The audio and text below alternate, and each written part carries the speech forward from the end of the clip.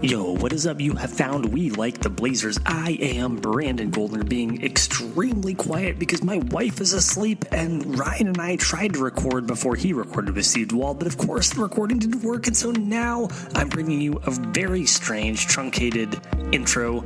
Not much to say besides the draft is tomorrow. Mikal Bridges has been traded to the Knicks. I just want everyone to know that the return on that was insane. The Blazers never had a chance at Bridges.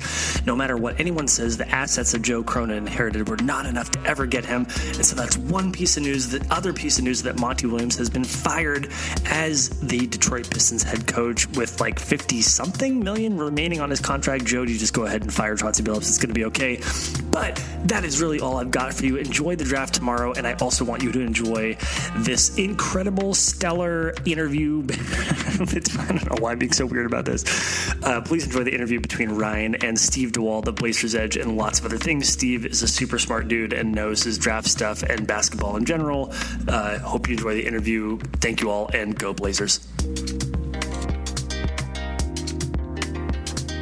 All right, welcome back, guys. And joining me now is one of the most knowledgeable, the smartest draft experts that I know. He used to carry around a binder with him that I thought rivaled a Encyclopedia Britannica. It is now down in Joe Cronin fashion, a moleskin notebook. But with the draft coming up this week, I welcome you, one Mr. Steve Dewald. Steve, what is up? How are you doing? That's lofty praise there, my friend. Hopefully I can live up to it. But yeah, I'm excited to get this draft behind us and get looking forward to the 2025 NBA draft. But before then, we have some draft picks to talk about. Portland, multiple picks in the lottery, and we'll see what they can come up with and see if they make some moves here on draft night. But I'm hoping for a gem, but I'm not holding my breath for this upcoming 2 days. And that was going to be my first question because, obviously I'm hosting a Blazers podcast. I have never been less excited for a draft in at least a decade. Like, I see names of, hey, Blazers have invited so-and-so for workouts, and I don't know who the hell half these people are. I don't know what the team is actually looking for, what needs they're trying to fill, if any of these guys are even worth it. Like, I feel in like a quote-unquote regular draft, like most of these guys would just be like relegated to he might be a good role player eventually kind of thing. But so what's your take on this draft? So I'm a little bit more of a sicko. So like, I think this is probably, as far as my level of excitement. So I've been writing in depth about the draft since 2017, but really I've followed it basically my whole life. And so this reminds me of like the 2000 draft class, where you have Kenyon Martin, who still goes number one after breaking his leg and not playing in the tournament with Cincinnati.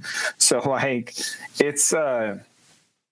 it leaves a lot to be desired, and mainly because I think we're sandwiched between two drafts that have, real players that can change the face of your franchise. So last year, Victor Wembanyama all year. I mean, that's the type of player that can drastically change your whole franchise's trajectory. Even the year before that, potentially three players that fit that mold in Jabari, in Chet, and in Paulo. So yeah. And now, looking forward to next year, there's potentially, I was talking to Dave Deckard earlier today. I'm like, there's potentially 5 to 6 guys that can change the face of your franchise next year. Now, coming back to this year, I do think there's going to be someone that's going to come out of this process.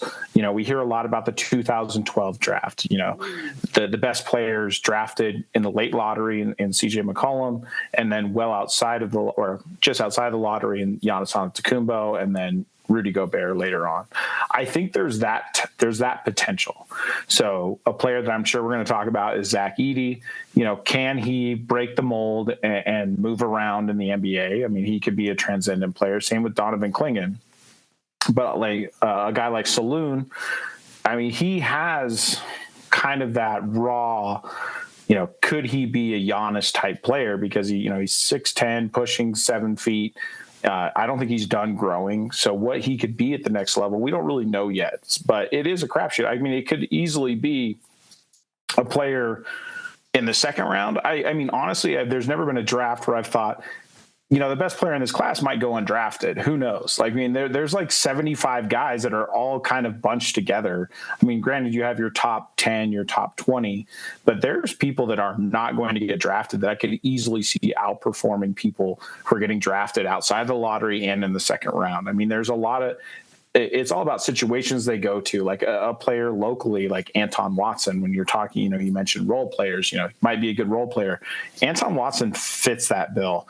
You're talking about a player who's, doing 10 to 15 workouts as this process closes. He's a proven defender, good leadership at Gonzaga, and shot above 40% on very low volume last year in 3-point shooting. But that's the type of player that could pop here. And he could be that Draymond Green type player that comes out of nowhere and changes the chemistry of a team.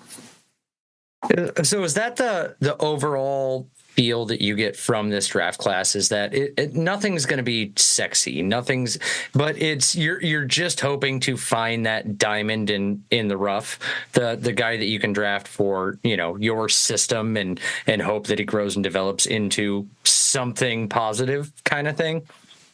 Yeah, and I think that just puts Portland in a weird situation. Like, as a fan, as someone who's followed the team, it's like, one, I don't think we have a system.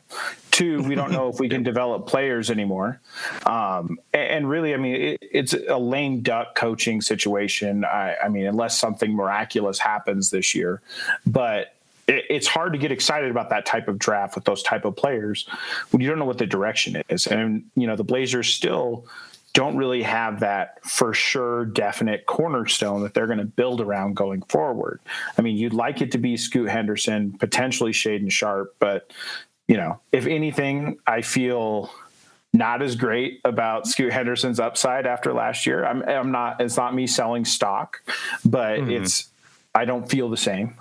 It's not all, sunshine and rainbows. And then, Shaedon Sharpe, I feel the same way about him going into this season as I did last season. So I think he's the guy, but we got to see it at some point. At some point, he's going to have to play basketball.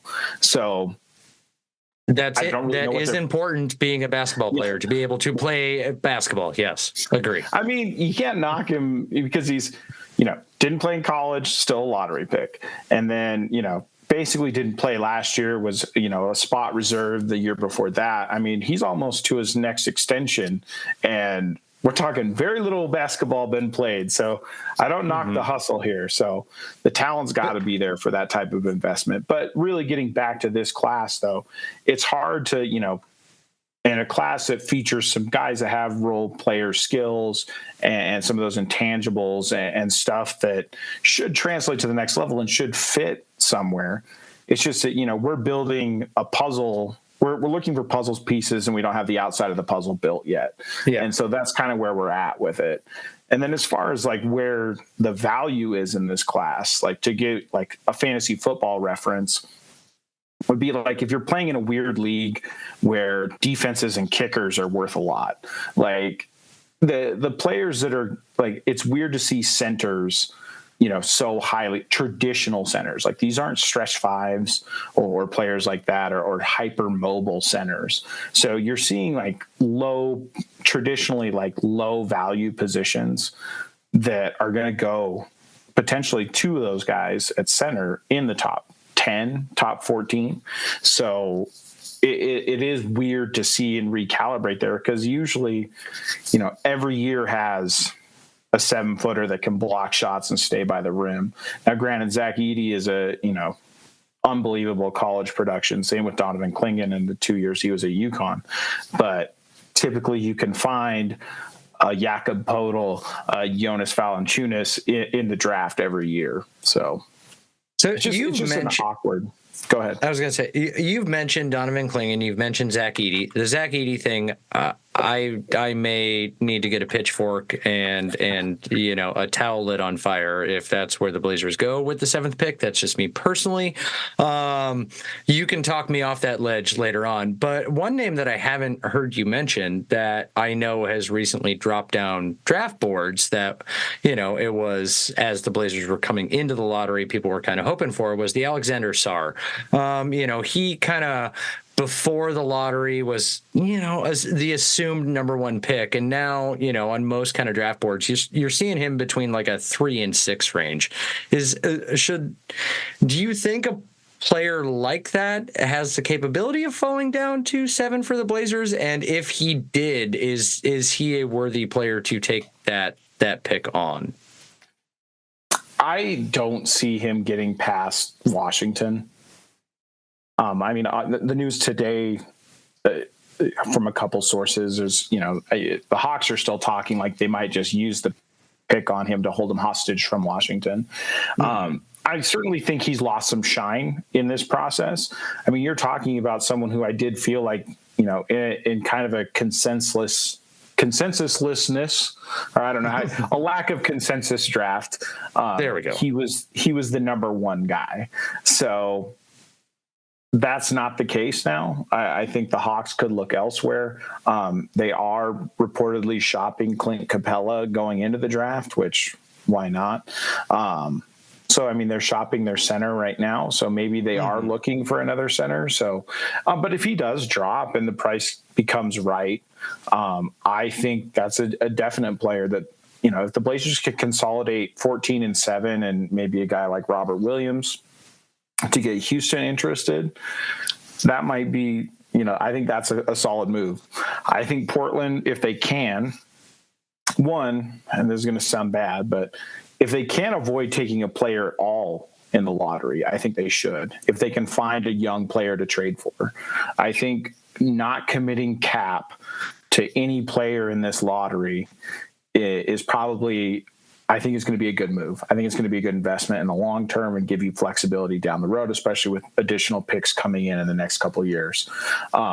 But if they can consolidate both those picks and only have to take 1 player in the lottery, I'm all for it. I don't really care who it is. If they can consolidate both those picks and move up, that'd be ideal. But again, I don't think there's a lot of teams looking for multiple picks between picks 5 and 15. So I don't know what the offer would be for Portland to move up into a position to get a guy like Sarr. Okay. And then, we'll loop around to Kling and Edey at the tail end of this, but there are a lot of small forwards in the top 10 projected to go in this draft. Obviously, I am a chaos agent, so like if the Blazers for some reason wanted to just light a fire underneath Scoot Henderson's ass and trade Anthony Simons and draft a Nikola Tomic, I am all on board with that. But where do you fall, especially in a draft like this, in that need versus best player available debate? I think it goes back to kind of what I said earlier. I don't think Portland has a definitive cornerstone on their team. I don't think we know what our system is. I don't think they're in a position to be too picky. I think you should take the best player available. But I also have come around on like my hardline stance of best player available, just because I do think it's going to be hard to develop another guard. Like I think it might be too soon to, cut bait on Scoot Henderson. So if you put another, like a Rob Dillingham in that backcourt with him, you start to think about, and I talked about this on the Roundtable podcast as well, is you just have all these developmental mouths to feed. And yes, this is a team that should have plenty of minutes in games that are not consequential to divvy out, but I think you want a Malcolm Brogdon and Anthony Simons still there getting those minutes alongside these young point guards, and I think it complicates it. And also, I just don't know if the fan base could stomach another player under like 6'4" being drafted, especially like with the earliest of the two lottery picks. But as far as small forwards go, I really think Cody Williams is the guy if he's there. I think, he has a short run of productive play and not a lot of, there's not a lot of evidence from what we've seen. Now, granted, he did play hurt in periods at Colorado, but he is the same archetype as his brother. He should grow into that frame. And J-Dub for the Thunder is, one of the surprises of the draft, over the last few years. So I think Cody Williams fits a position of need. And, when we're talking about fits and moving forward, a guy like Cody Williams, those 3-and-D small forwards, there's always going to be room for them on a roster, no matter who you put them by. So if you had to ask me, of the small forwards who they should take, I think Cody Williams is that guy. And I've really come around on him. I was someone who was out on Cody Williams, but then when you really watch the games where he wasn't dealing with injuries, there's enough there. And then when you look at where his brother was at his age, you're hoping that he becomes that. I mean, he might not be as talented, but even if he becomes 90-80% of that, the Blazers are going to be in good shape. And when you say if he's there, you're talking about the 14th pick, right? Not the 7th? Because I think most drafts I've kind of seen, just kind of researching a little bit before this, he ends up being in that 12, 13, 14 range. So just to clarify that on your end. I think there are teams that are willing to move up and take him at 5, as early as 5 is what I've heard. Okay. So I don't think he gets past Utah if the Blazers don't take him at 7. So okay. I think if you're taking Cody Williams, you either maybe move back one pick or potentially even maybe have to move up a couple picks. Like, I think he's going to go that early because there's a couple players that are going in front of him in these mock drafts that I just think they're going to be the guys that are going to be like Will Levis in the NFL draft. They're going to be sitting there in that green room. And I think we're going to be making some big mistakes here. Like a guy like Matas. I mean, I could be eating my words here in a couple of days, but I just don't see it. At some point, like with Matas Buzelis, you have to be good at something. And he is not shown to be good at anything except being 6'10" and kind of a point forward. Now, granted, he had good high school production, but you're talking about it. Same with Ron Holland. These are two like the faces of the G League Ignite that was so bad last year. The NBA said, we will no longer put this product on the court. And I don't know if that's a player that you want to take in the lottery. Yeah, that was my biggest thing with like those showcase leagues, is that they were nothing but showcase leagues. They didn't do much to develop players. It was here, come and play and grow your brand and grow your name. And it's one of the things that, like, in hindsight now, I'm like, I think that was a detriment to Scoot, because he was like the alpha for the G League Ignite. I mean, we all remember how much ESPN shipped the Scoot versus Wimby game and whatnot, and now we see them in the league and we're like, oh my god, yes, Wimby transcendent, Scoot not so much. So I think it puts those kids in an awkward situation, because they're playing against fringe NBA players and grown men that are fighting for their chance to get back in the league or at a professional league overseas. So they're not going to, those players' development doesn't mean shit to those guys. So like, I don't see what, like, looking back, it's easy to be, the Monday morning quarterback, be like, yeah, of course that failed. But really, like, duh, like, I don't know what we were doing there with that experiment. So, yeah. So to get into the top two names that have gathered all the clicks, gathered all the headlines and whatnot lately in Blazers land, the Donovan Clingan and the Zach Edey. We'll start with Clingan. Give me your pros and cons on, if the Blazer, if he stays around in that mock draft area for the Blazers between like 6 and 8, and they end up taking him. Is that a smart pick, a pick that you would make? How do you square that circle with, paying $36 million a year to DeAndre Ayton?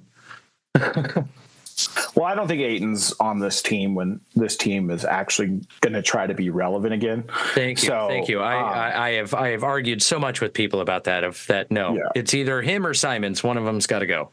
Yeah, I think he becomes an interesting expiring contract here in a couple of years. I don't think he'll be here when this core is ready to compete. So I think taking a center is a good investment here. I'm not totally against it, especially in this draft class.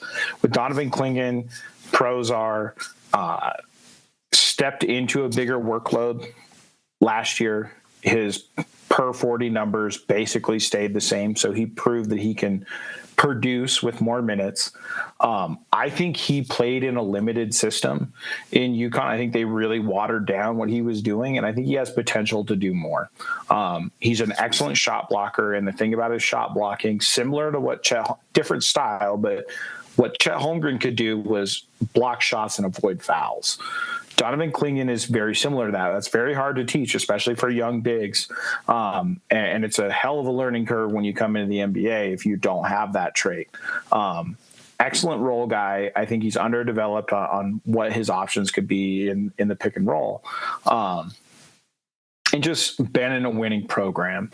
I think he's done everything he's asked to. Now, as far as cons go, I mean, if I'm a Blazer fan, the number one thing is this is a 7-footer that's had 2 foot injuries in the last 12 months. So that's instant. Like, I know we shouldn't factor that in. I mean, I'm sure, like, I don't know what his medicals look like, but apparently he has a clean bill of health and it's not something that is lingering, but that's in the back of my mind. It was concerning, and I know some of the testing at the combine doesn't always translate to the league, but it is concerning that he finished dead last of centers of the 3 agility drills. Like, that's one of the questions that he's going to have to answer at the next level is, can he guard in space? And I don't know if we've really seen that. I think he's really relied on his size to stay in front of people and play that ice defense where he's just sliding back. I don't know if you can win that way in the modern NBA. I think you need a big that can step over screens. So we'll see if Clingan can show that at the next level. And then finally, just his scoring touch, it's all theoretical at this point. Like, there's not a lot there. And there's not a lot of developed post moves. So it's not like he's someone you can just feed the ball in the block and expect him to take advantage of mismatches. He's got a little bit of work to do there outside of, just cleaning up rebounds and dunking and being a role guy. Like, I don't think he's someone who's going to create his own offense. Sounds like a Nurk 2.0. A little bit. Like, we'd all be yelling at our screen of just dunk it or just do this, just do that. So speaking of inability to kind of guard in space, let's move right on to the guy that absolutely fascinated everybody during the NCAA tournament in Zach Edey. I still have not been able to wrap my head around how somebody who is so laterally challenged and moves like molasses is anywhere near the top 20 in this draft. What's crazy, though, is when you think about that he finished ahead of Donovan Clingan in the athletic testing at the combine, which blows my mind. But no, I think that's the big concern with him. I mean, I think with him, you almost are, like, as far as I see it, you're drafting someone into a niche role. Like, I could see him being your like the best third big in the league, but like, I think if you put him out there in crunch time against good teams, he's going to get pick and rolled to death. He's going to have to guard in space, and I just don't know if he's shown that he can do that. As far as his shooting, like Clingan, it's all theoretical. I know he shot well with no one guarding him in an empty gym and some shooting drills at the combine, but we just haven't seen it at the next level. He does have a soft touch from the free throw line, so maybe there is something there. Offensively, he does have more developed post moves, excellent shot blocker, but I think Clingan's just a little bit better shot blocker. I know the numbers don't indicate that, but just looking at how they move and how they block shots, I think Clingan is just a little bit better than him. But just by sheer size, it's going to help the Blazers out in one of their weakest departments in rebounding. I mean, it's something that's killed them in the last couple of years. And I think he is a draw that will sell tickets. And I don't think that is something that should be understated in this process, especially when you're talking about a Blazers team that made national headlines about their decline in viewership. So, like, I would not be shocked if that's at least driving some of this. And of course, the news is out there. Getting an excellent workout in Portland when they had a bunch of other bigs out here working out with him. So he looked good there. And then, like Clingan, proven winner, been the top producer on his team for multiple years. So there is a proven track record, but I honestly don't see where that fits in the NBA, what that role looks like. But on the plus side, in a league that is going to have Victor Wembanyama running the show, it might not be bad to have a 7'5" guy that can guard him in the post. So, yep. That is I'm trying to make the most of it. But obviously, I'm not a huge fan of taking someone who, to me, looks like a niche player that is going to have to play a very specific role with very specific teammates around him and deal with length that he's never dealt with. Now, I will say I was surprised when looking at his KenPom numbers. So when you look at the KenPom numbers, it'll break it out in the tiers of opponents that he's played. And really his tier A, which is your top 50 teams, and then tiers A and B, which that brings in the next 50, is consistent. So he is consistent against all levels of competition, but I just don't think I haven't seen him play day in, day out, obviously, against, NBA length, where he's going to have a 6'8", 6'9" small forward helping over when he's in the post. And really, I don't know if there's an appetite analytically to run a bunch of offense through somebody on the block. Okay. And then just to finish this out so that you can, maybe flip through a few pages on your lovely little wolfskin binder over there, I got a few rapid fires for you. Okay. So this is first name that comes to mind that I'm going to ask you a couple questions about. Okay. And the first question that I'm going to ask you for is, who's the hidden gem? I don't know if you understand rapid fire. Yeah, no. So he's late lottery, but Jacoby out of Baylor, I think, is a complete player. I think he, if anyone's going to be Donovan Mitchell in this class, I think it's him. Not because they're similar size-wise, but I think the production is similar. The Louisville numbers from Donovan and the Baylor numbers from Jacoby are very similar. So that is a guy I believe that could be a hidden gem here. And then Camache in the second round. Super raw center, hasn't played basketball very much, but is a hypermobile Nick Claxton type center potentially. Okay, next one. Who has the biggest bust potential? I think Reese Shea. If I'm going to go big bust, he's going to potentially a number 1 pick or number 2 pick. I don't think he drops past the top 2. You're talking about a player that is basically a glorified floor spacer. We haven't seen him do a lot outside of space the floor and create a little bit. I don't know if he's going to be defensively up to what the NBA is going to ask him for. And then you're talking about a player who is billed as a floor spacer and didn't make a shot for a month this spring. So or a 3-pointer. So that's concerning to me. So that if we're talking big bust, that's the guy for me. Okay. And then real quick, hold on. Behind the scenes, I for some reason closed out my tab that had my questions. Let me see. Okay, here we go. There it is. So, next one. Who do you project to have the best draft outfit? A la a LeBron James or a Jalen Rose? I think Stephon Castle is going to bring it on Wednesday. He just seems like he's the guy who declined workouts and said where he wasn't going to go, where he was going to go, where he wasn't going to go. Very young prospect. I think he's going to go super swaggy for draft night. And then the flip side of that coin, who's the next Grady Dick? Who's rolling in with the red ruby red outfit? Who's the worst dressed of that night?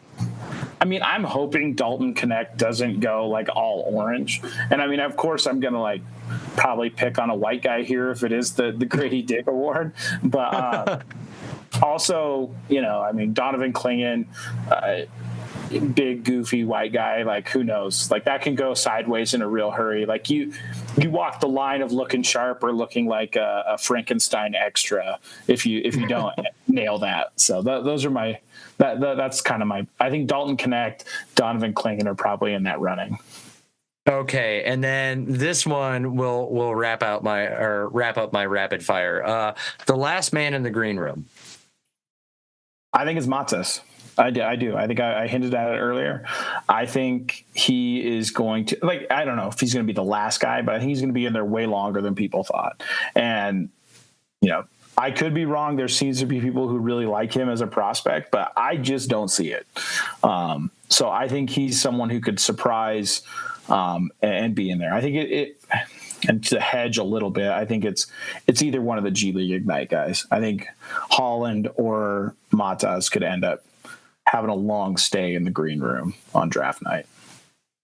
Okay, Steve, as always, I thank you for your draft analysis because I knew nothing of anything of what you just taught me on this. It's a weird draft. It's, you know, and then again, I know you've been beating the same drum that I have of that.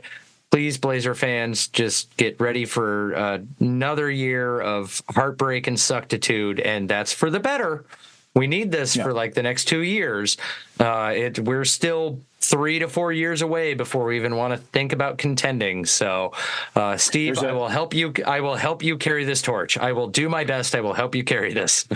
There's a new Cooper Flag workout video from Duke. Everybody should go watch it. It will make you feel better about the year that's ahead. I think the most sinister part of this year, at least for me, was I was looking forward to watching a lot of college basketball because I knew the Blazers weren't going to be good. I was like, I'm going to watch a lot of basketball, watch a lot of good prospects. And we were kind of robbed of that this year. I got it now. We're fine. I don't think that's going to be the case this next year. I think if the Blazers can land Cooper Flag or Ace Bailey, I think you're talking about a team that is going to sell tickets, have a potential rookie of the year on the roster, and I think things will turn around quickly once you get one of those guys in the fold. All right. Steve, tell everybody where they can yell at you on social media about your takes for the draft that they disagree with you on, where they can find your writing, and is that AC actually working that I hear in the background at your hotel in Reno? You know, it's I think it might be on its last legs, so I apologize for that. But luckily I'm at some elevation here. I'm up more close to Truckee, California. So, but you can follow me on Twitter at Steve D Hoops. Aaron Fentress has me blocked. So if you want to send me his crazy weird tweet screenshot. Congratulations. Yes, you can I've been trying forever. Oh yeah, I finally did it. So you can send me those. Ask him why he has me blocked. I don't care. But you can find me on Twitter at Steve D Hoops. Occasionally on Blazers Edge, I'll have my last couple profiles coming out today and the day of the draft. Or, yeah, I guess when you're listening to this, it will be today.